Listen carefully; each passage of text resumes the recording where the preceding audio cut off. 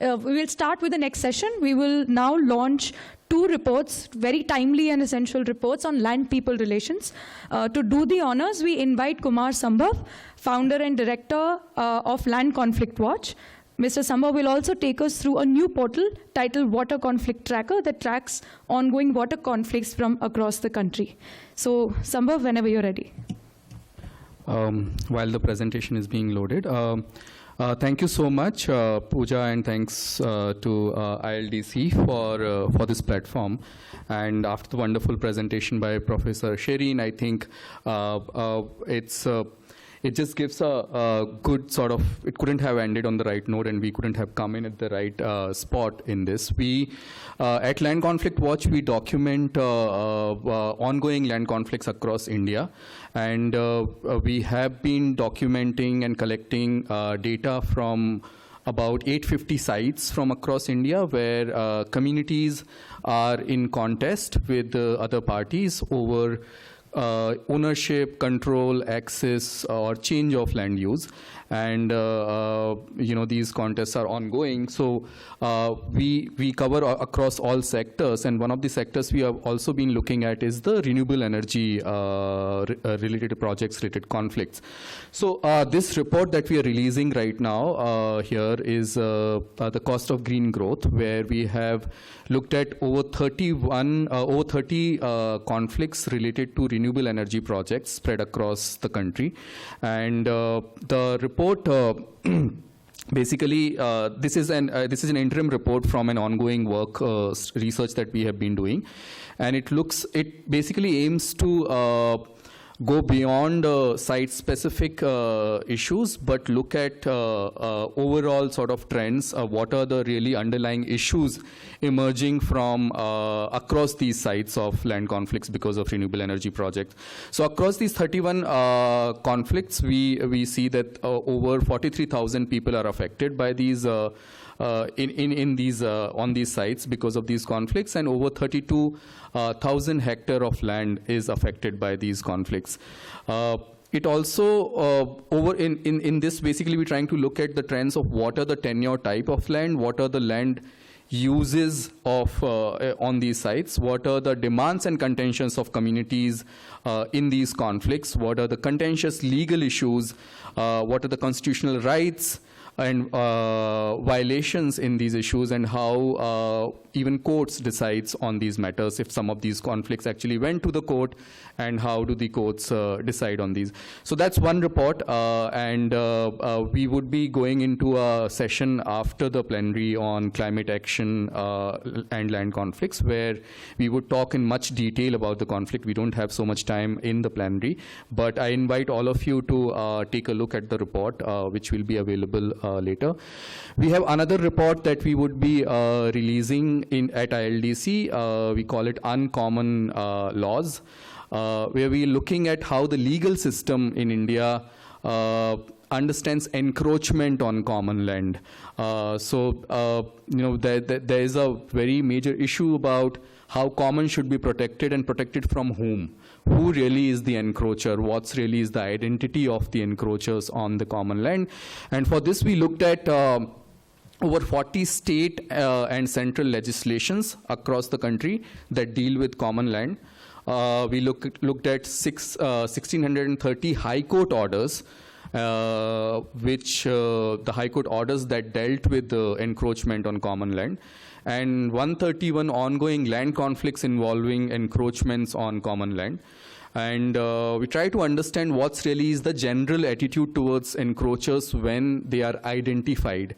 When the courts decide, do they even identify who the encroachers are? When they identify, what's the general sort of attitude? And if there are any patterns in the identities of encroacher. And when I say identity, we draw from one umbrella judgment about the encroachment on commons, which is Jagpal Singh versus State of Punjab. This judgment basically talks about that the commons in villages should be encroachment free, and panchayat has the power to remove these encroachments. But it also had one small exception clause in the judgment, which said that landless people, SC and ST communities, or landless people, there should be exceptions made for them when removing these encroachers. And that became a starting point to really look at whether that kind of exception or whether that identity plays out in how our executive and how our judiciary and these systems deal with encroachment and evictions. And the findings are not very good over the years, and that's what is coming out from this report. We looked at whether the rights of encroachers are sort of discussed in this process or not, and how does the present legal regime of mass removal of encroachers contribute to the protection of commons? Does it even contribute to the protection of commons? Again, I invite all of you to take a look at the report. It will be there on our website. And there's another initiative. So Land Conflict Watch, those of you who don't know, we, as I said, we have been documenting cases of land conflicts from across the country. There's a dashboard, and it could be very useful for researchers. I invite you to sort of make use of it. You can look into the state, district specific sectors for data on land conflicts, and might be useful for journalists and researchers to work on. We have been working on this for past 8 years. We are launching now a new initiative, which is Water Conflict Tracker, on the same lines, and we would be documenting ongoing water conflicts from across the country and putting this on the database, which is available on waterconflicttracker.in. I would invite everyone to sort of take a look, and if there's suggestions, feedback, would be happy to talk about it. So thanks for this space. I would like to invite all the keynote speakers to come on the stage, and if we can release the reports that we have here. Thank you.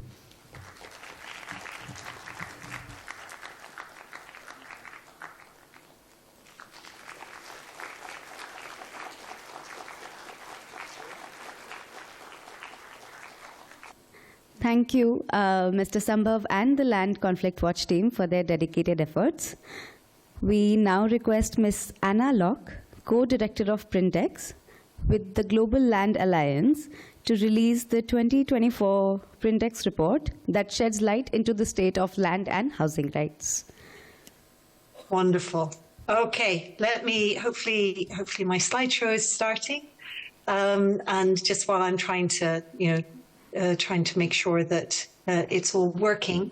I just want to say good afternoon from a rather cold and miserable UK. I wish I was there in person with you. I was there last year and absolutely loved it and learned so much from all the presentations and all the interactions that I had with people, but I'm hoping that I can join you in person again next year. So I've, been kindly given the opportunity to present our latest results on Printex. And I wanted to give you a bit of background to what we are. For those of you who don't know us yet, we're a global data initiative hosted by Global Land Alliance. We track tenure security around the world with the aim of providing a host of actionable data, looking at where people feel insecure, who feels insecure, why they feel insecure, to be able to think about what to do about it. And we ask people, we measure tenure insecurity and security by asking people how likely they think it is that they are going to lose access to their homes and their land over the next 5 years.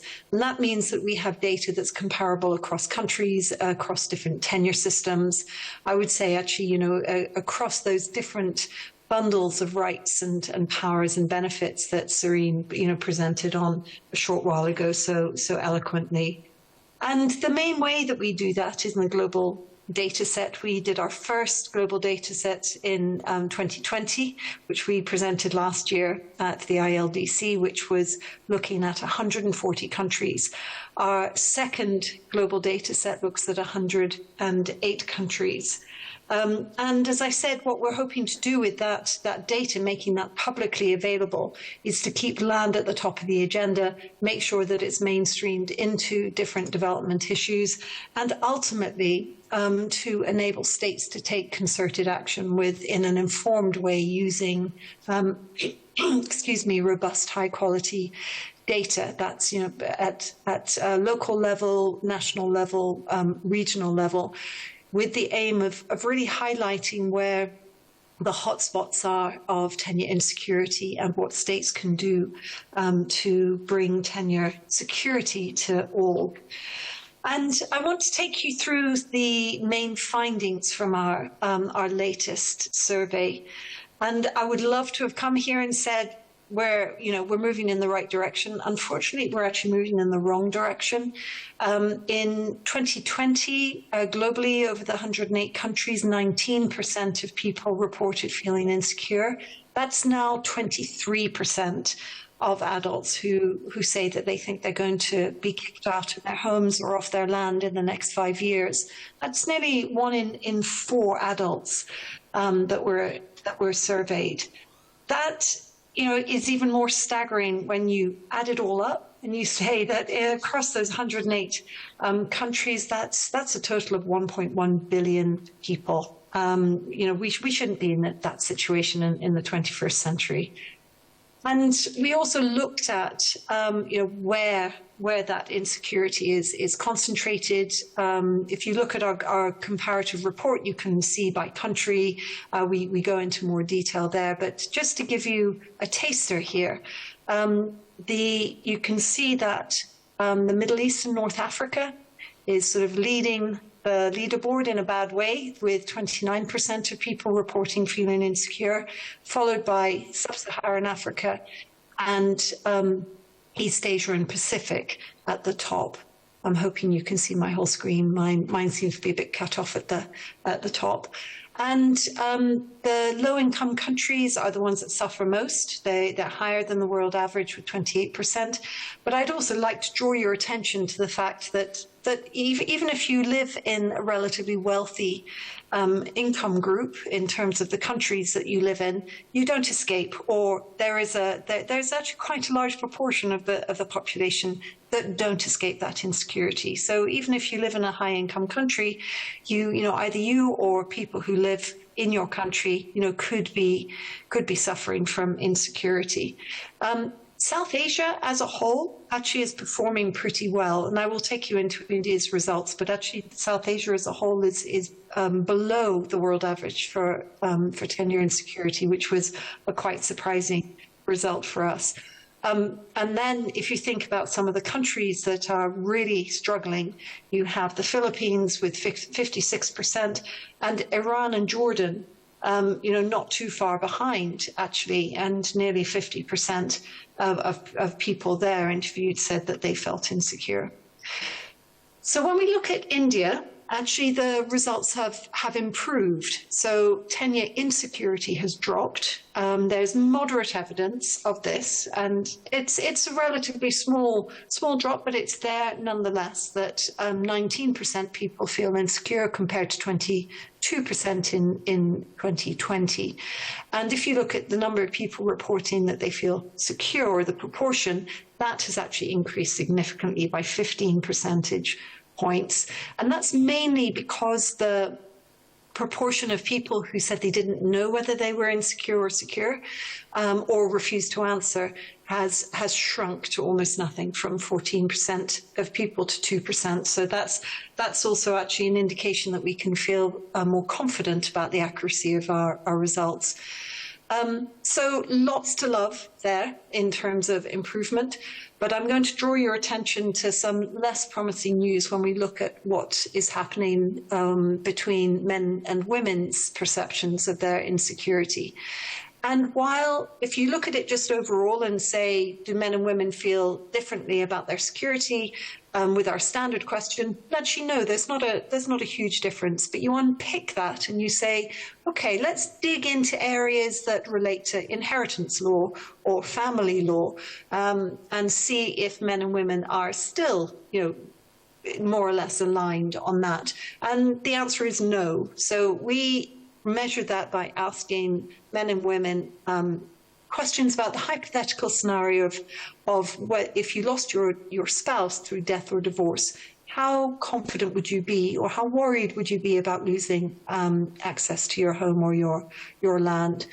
And For men, actually, that situation hasn't changed very much. There is a slight increase in insecurity for men in terms of spousal death, but actually statistically it's insignificant.